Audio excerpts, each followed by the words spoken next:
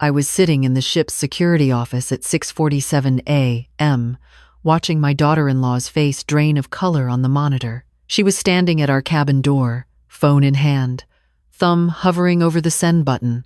The text she'd typed was still visible on the screen. Mom fell overboard during the night. We're devastated, but I wasn't overboard. I was right here, with Chief Security Officer Martinez, watching her lie about my death in real time. Let me back up. 3 weeks ago, my son called. Not a text. An actual phone call. That should have been my first warning. Mom, Daniel said, his voice doing that thing where it goes up at the end, like he's asking permission. Rachel and I were thinking, you've been talking about that Mediterranean cruise for years. What if we all went? As a family. You, me, Rachel, and Sophie. Sophie, my 12-year-old granddaughter, the only one in that family who still looked at me like I was a person and not a problem to solve. You want to go on a cruise? I said, flat, because Daniel hadn't voluntarily spent more than 2 hours with me since his wedding 5 years ago. We want to spend time with you, Mom. Quality time. Rachel's been saying we don't see you enough. Rachel. My daughter-in-law had been saying a lot of things lately. I'd heard some of them through Sophie, who had that beautiful childhood inability to keep secrets. Things like Grammy's house is worth at least $800,000. Things like, when people get old, they forget to update their wills. Things like, 2 weeks is a long time on a boat. But I said yes, because I'm 68, not dead, and I wanted to see if my instincts were right. Also, because my lawyer, Janet, had called me the day before Daniel did. Patricia, she'd said, I'm updating your estate documents next month, the trust restructuring we discussed. Just wanted to give you a heads up before I send the formal papers. $2.3 million. That's what my late husband left me. Robert worked 40 years as an engineer, invested carefully, and died too young at 63. The money was supposed to give me freedom. Instead, it made me a target. I didn't tell anyone about Janet's call. But somehow, Rachel knew. The cruise invitation came exactly 18 hours later. The ship was beautiful. I'll give her that. The Oceanic Serenity. 14 nights from Barcelona to Athens, with stops in Monaco, Corsica, and Santorini. Our cabin was on deck 8, port side. Balcony cabin, Rachel had insisted, so you can enjoy the view, Mom Patricia. She'd never called me Mom Patricia before.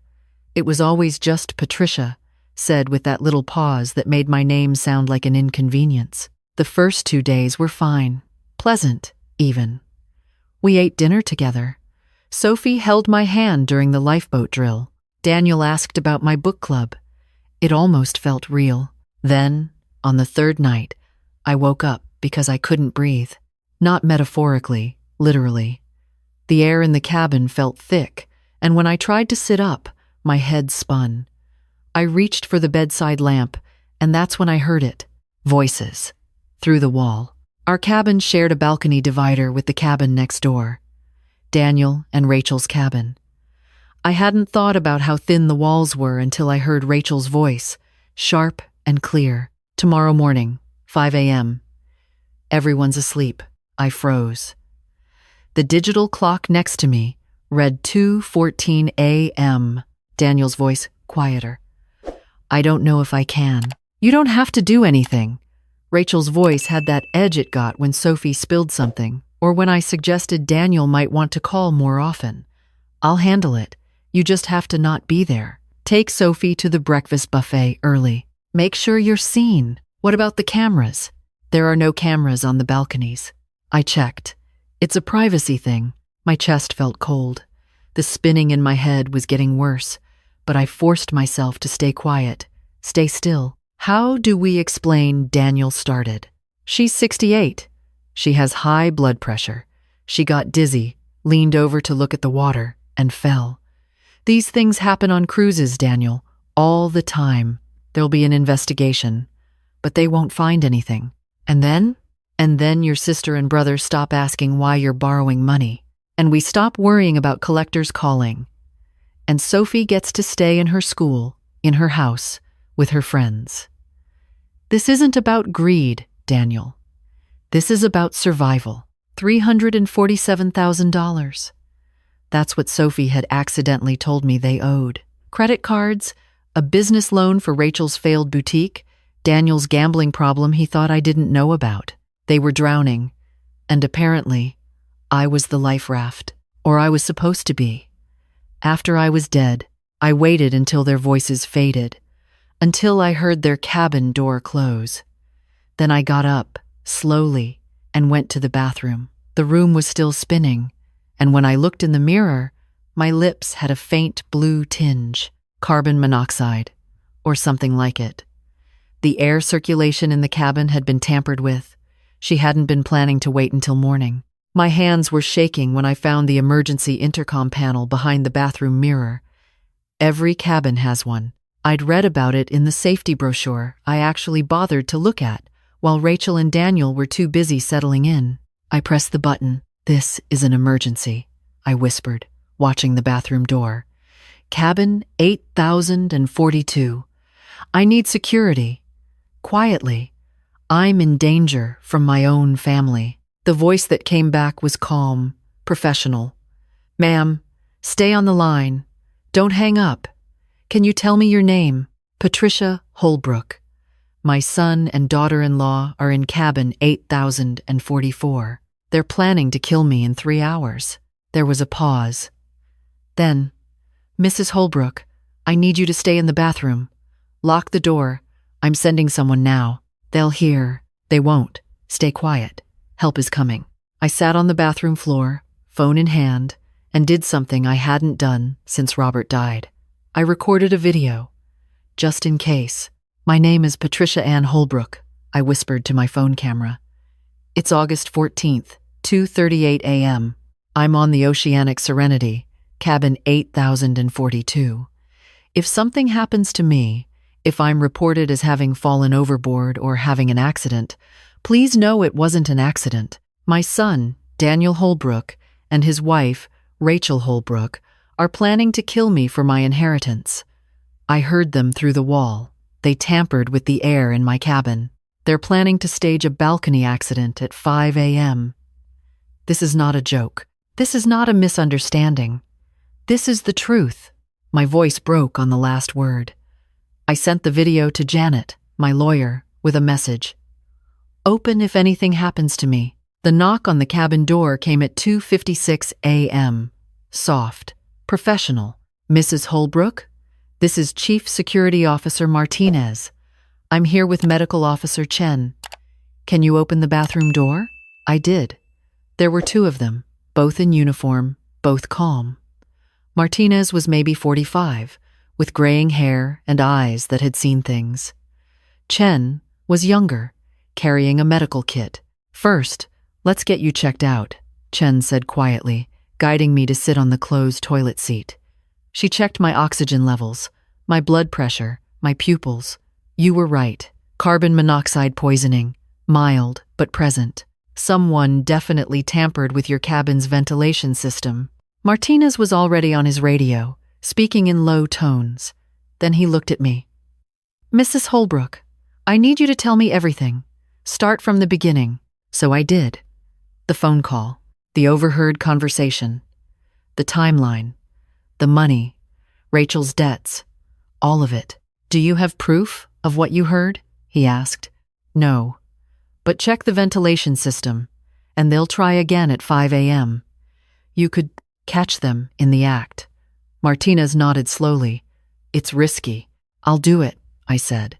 "Whatever it takes. You don't have to." "Yes, I do. Because if I don't, they'll try again. Maybe not tomorrow, maybe not next week, but they will try again. And next time, I might not wake up." Chen and Martinez exchanged a look. Then Martinez said, "Okay, here's what we're going to do." At 4:45 a.m., I was back in my cabin, lying in bed, eyes closed. The ventilation had been fixed. Chen had given me oxygen.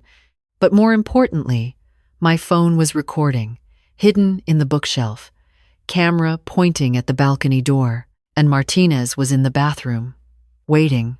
At 4:58 a.m., I heard the sound I'd been dreading. The electronic beep of a keycard being used on my cabin door. A master key. Rachel must have sweet-talked one of the staff. The door opened, closed, soft footsteps. I kept my breathing steady, slow. The breathing of someone sleeping deeply. The footsteps came closer, stopped next to my bed. I could smell Rachel's perfume, that expensive one she always wore, the one Daniel couldn't really afford. Patricia? Her voice was soft, almost kind, testing to see if I was awake. I didn't move. I felt her hand on my shoulder, gentle, almost tender. Then she pulled back the covers. "Time to get some fresh air," she whispered. She was strong. I'd forgotten that. She went to the gym 5 times a week, posted about it constantly. Her hands gripped my arms, and she started pulling me toward the balcony. That's when I opened my eyes. "Hello, Rachel." She froze. For one perfect moment, her face showed everything: shock, fear, rage, calculation. Then she dropped my arms and stepped back. "Patricia, you scared me." "I thought you were. I heard a noise and wanted to check on you. At 5 in the morning, I couldn't sleep. I was worried about you. You seemed off at dinner." "Did I?" "Yes. I thought maybe you were. Having trouble breathing? Dizzy? Confused?" I sat up slowly.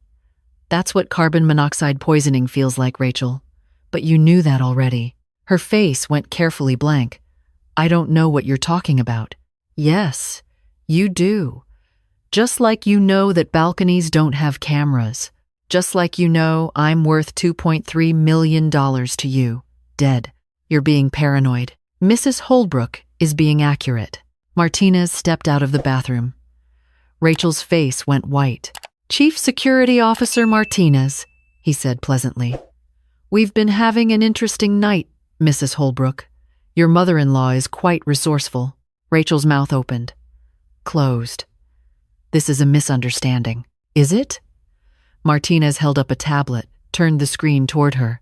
"Because we have footage from the ventilation system being tampered with. Timestamp. Yesterday, 3:47 p.m., while Mrs. Holbrook was at the ship's library. We also have audio of a very interesting conversation you had with your husband at 2:14 a.m., something about 5 a.m. and balconies and high blood pressure. I hadn't known he had audio. But watching Rachel's face, I was glad he did.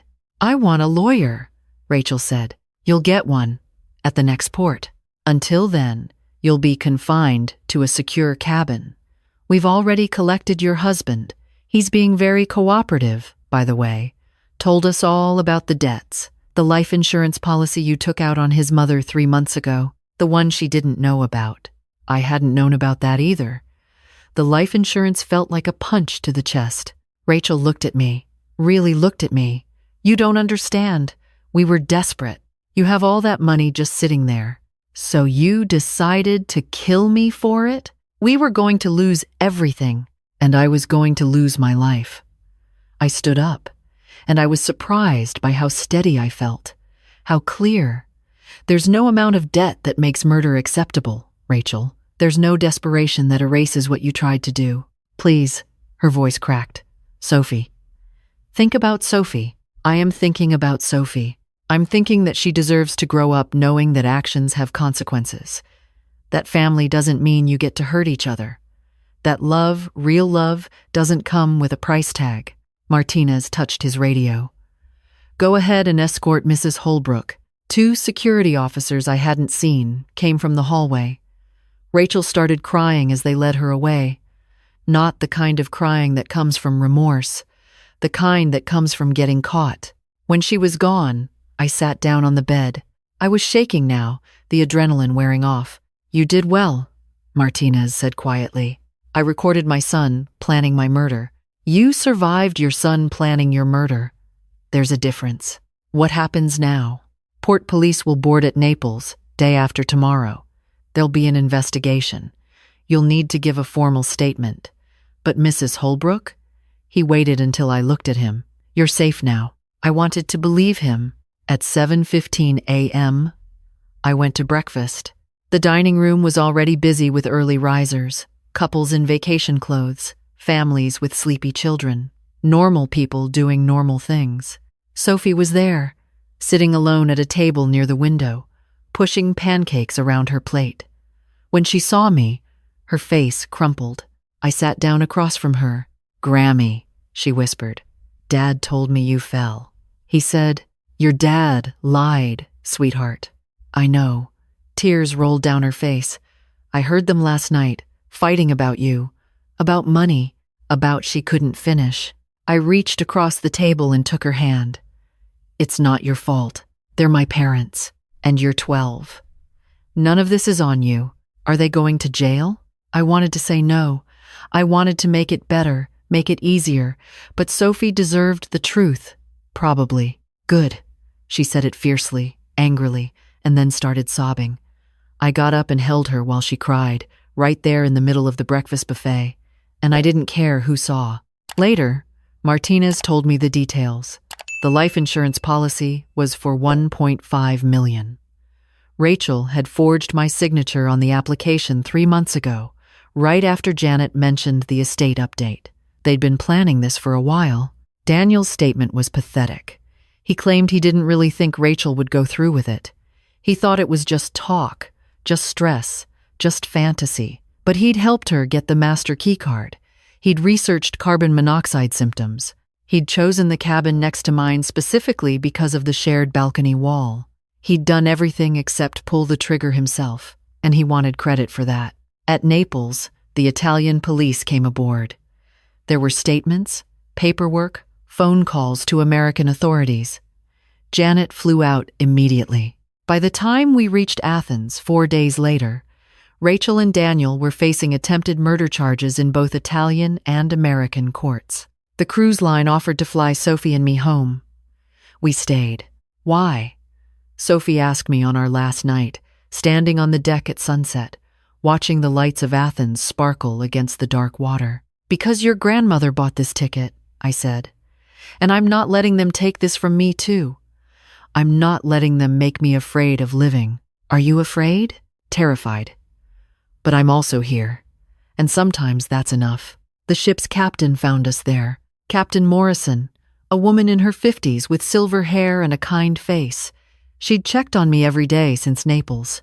"Mrs. Holbrook," she said, "I wanted you to know we're implementing new security protocols because of what happened. Better monitoring of ventilation systems, more secure cabin access, background checks for relatives. You may have saved other lives."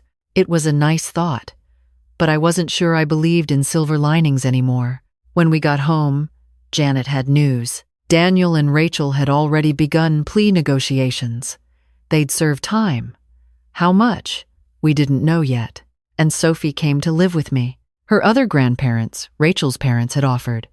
But Sophie had looked at me with those 12-year-old eyes and said, "I want to stay with you, Grammy, if that's okay." It was more than okay. She's 13 now. We've been to therapy, both of us, together and separately. Some days are harder than others. Some days she misses her parents, even knowing what they did. Some days I miss my son, or at least the son I thought I had. But we're here, we're safe, and we're learning what family really means. Last week, Sophie asked me if I was going to change my will. I already did, I told her. Everything goes into a trust for your education and your future. You'll get full control when you're 30. Until then, there are trustees who aren't family, people who care about you, not about the money. What about Dad when he gets out? What about him? She thought about it. I don't know. I just wondered if you'd forgive him. I looked at my granddaughter, this fierce, broken, healing young woman. Sophie, here's what I've learned. Forgiveness isn't about pretending something didn't happen. It's not about making it okay. Your father tried to kill me for money. That's a fact. It will always be a fact. But I can choose not to let that fact define the rest of my life. I can choose to be here with you, to live fully, to not be afraid. That's my version of forgiveness. It's the only one I have. That's not what they teach in church. Church hasn't been through what we've been through. She smiled a little. Grammy? Yeah, sweetheart. I'm glad you didn't fall overboard. Me too, baby. Me too. Sometimes, late at night, I think about that moment on the ship. Rachel's hands on my arms, the balcony door open, the dark water below. How close it was, how easily it could have gone the other way. But it didn't. I'm here, and every morning I wake up in my house, hearing Sophie singing off-key in the shower, making too much noise in the kitchen, living her life, I think. This is what winning looks like. Not revenge, not even justice, really. Just showing up. Just being alive. Just taking all that money they wanted so badly and using it to raise a good human being who'll never think love and money are the same thing. That's my revenge. I showed up for breakfast, and I'm still here.